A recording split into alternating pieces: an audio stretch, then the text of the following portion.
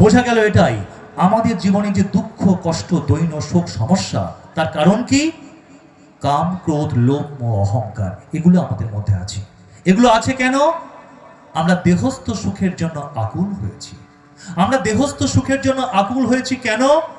আমরা মনে করি এই দেহটাই আমি, এই রক্ত মাংসের শরীরটাই আমি। এটাই হলো অজ্ঞানতা, এটাই হলো ভুল। আমরা দেহ নই, রক্ত মাংসের শরীর নই। আমরা কি? এবার আমরা তা জানব। অর্জুন কিন্তু সব কিছুই জানেন না, আমাদের মতো জানতেন না। তাই অর্জুন ভগবান শ্রীকৃষ্ণকে বললেন, কথম ভীষ্মমাহ সাংখ্যদনাঞ্চ মধুসূদন ঈশু হি প্রতিজৎসাম পূজাহং হরিসূদন। হে কৃষ্ণ, আমি কেমন করিয়া আমি আমার পিতামহ ভীষ্মদেব, আমার অস্ত্র শিক্ষাগুরু দ্রোণাচার্যের উপর অস্ত্র নিক্ষেপ করিব? গুরুণা হত্যা হি মহানুভবন শ্রেয় ভক্তং ভৈক্ষমপি হলোকে হত্যার্থা কামস্তু গুরুণী হইব ভুঞ্জীয় ভগবান রুধির প্রতীক ধাম। হে কৃষ্ণ, এমন গুরুজন এবং মহাত্মা বধ করিয়া উহাদের রক্তমাখা অর্থ আর রাজ্য ভোগ করার চেয়ে ইহলোকে ভিক্ষা করিয়া খাওয়া ঢের ভালো। ন চৈতদ্বিদ্ম কতদণ্ড করিও যত্তা জয়ম যদিন না জয়সু জানেব হত্যা না জীবী সাম স্তেহবস্তিতা প্রমুখ আত্মরাষ্ট্রা। যুদ্ধে আমরা জয়লাভ করি কিংবা উহারা আমাদেরকে পরাজিত করে, কোনটি মঙ্গলময় আমি যে তাহা বুঝিতে পারিতেছি না সখা। কারণ কার্পণ্য দোষ হপত স্বভাব পৃচ্ছামি তাং ধর্ম সঙ্গ মূঢ় চেতা যচ্ছ সন্নিষিদ্ধং বুহিতং মে শিষ্যস্তেহং সাধিমন্তং প্রপন্ন। কারণ দীনতা মানে খুব গরিব, আমরা রাজ্য নেই, সহায় সম্বল নেই। দীনতা এবং জ্ঞাতিক্ষয় পাপে আমি যে বড় ভীত। প্রকৃত ধর্ম বিষয়ে আমার চিত্ত বিকল।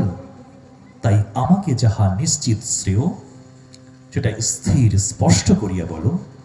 আমি যে তোমার শিষ্য শরণাগত, আমাকে তুমি হিত উপদেশ দাও। তোমার উপদেশ ব্যতীত কোন শত্রুহীন রাজ্য অথবা দেবতাদের আধিপত্য পাইল, স্বর্গ পাইল, আমি যুদ্ধে প্রবৃত্ত হইব না। এই কথা বলিয়া অর্জুন বাক্য হইতে বিরত হইলেন। তাহলে অর্জুন বলছেন যে আমি কি করব? হত্যা করব না হত্যা করব না, যুদ্ধ করব না যুদ্ধ করব না, কোনটা করা উচিত আমার? তিনি বুঝতে পারছেন না। তিনি শ্রীকৃষ্ণের কাছে এটা অনুরোধ করলেন, তুমি বলো আমি কি করা উচিত। এখানে বুঝতে হবে শ্রীমদ্ ভগবত গীতা খুব গভীর তত্ত্বের ব্যাপার, কিন্তু সহজ। শুধু ধৈর্য থাকলেই কিন্তু আমরা এর প্রকৃত ব্যাপারটা বুঝতে পারবো। পারলেই আমরা কিন্তু সবকিছু থেকে পরিত্রাণ পেতে পারবো। সবকিছু আমাদের সহজ হয়ে যাবে ধর্মটা, আর না হলে কিন্তু জটিল হয়ে যাবে, কিছুই আমরা জানতে পারবো না। গীতা না জানলে জানা সম্ভব নয়, ধর্ম সম্বন্ধে জানা সম্ভব নয়, আপনি কিভাবে করবেন চলবেন তাও সম্ভব নয়। এটি জানতে পারলে আর সব জানা কমপ্লিট। তো শ্রীকৃষ্ণের কথায় অর্জুনের কিন্তু শোক দূর হলো না। অর্জুন নিজের দুর্বলতা বুঝতে পারলেন, কিন্তু তিনি তা ত্যাগ করতে পারলেন না। তিনি শ্রীকৃষ্ণকে বোঝাতে চাইলেন যে ভীরুতা বা বীর্যহীনতা বশত যে আমি যুদ্ধ হইতে বিরত হইতেছি তাহা নহে, কিন্তু আমি কেমন করিয়া আমি আমার পিতামহ ভীষ্মদেব, আমার অস্ত্র শিক্ষাগুরু দ্রোণাচার্যের উপর অস্ত্র নিক্ষেপ করিব? পিতামহ ভীষ্মদেব শিশুকাল হইতে আমাদেরকে পালন করিয়াছেন, উপদেশ এবং স্নেহ দ্বারা আমাদের চিত্তকে সমৃদ্ধ করিয়াছেন। আর গুরু দ্রোণাচার্য সেই বাল্যকাল হইতে আমাদেরকে যথাবিহিতভাবে অস্ত্রবিদ্যার শিক্ষা প্রদান করিয়াছেন, যাহার শিক্ষা দানে আজ আমরা এত বীরত্ব এত কীর্তি অর্জন করিয়াছি। উহাদিগকে তো পুষ্পার্ঘ দ্বারা অর্চনা করা উচিত। ন্যূনতম বাক্যবান দ্বারা উহাদিগকে আঘাত করা উচিত নয়। তথাপি উহাদিগকে আমরা কেমন করিয়া ধনুর্বাণ দ্বারা আঘাত করিব? ইহা কি আমাদের পক্ষে নিতান্ত নিষ্ঠুরতা বা অধর্মের কাজ হইবে না? এমন করিয়া মানুষ স্নেহ মমতার দ্বারা মহাচ্ছন্ন হয়ে কর্তব্যের পথ হইতে ভ্রষ্ট হয়ে পড়ে।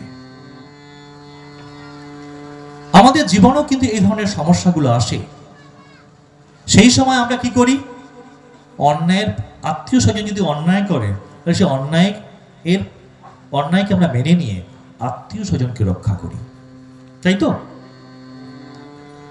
তো যাই হোক, তো এ প্রকার স্নেহের আকর্ষণে আমরা কর্তব্যের পথ হতে ভ্রষ্ট হয়ে অনেক স্থলে স্বজনগণের সন্তোষ বিধানকে আমরা বড় করে দেখি। যদি আজকে আমার বাড়ির কোনো একটা ছেলে অন্যায় করত, আর আমি যদি পুলিশ অফিসার হই, কি হবে?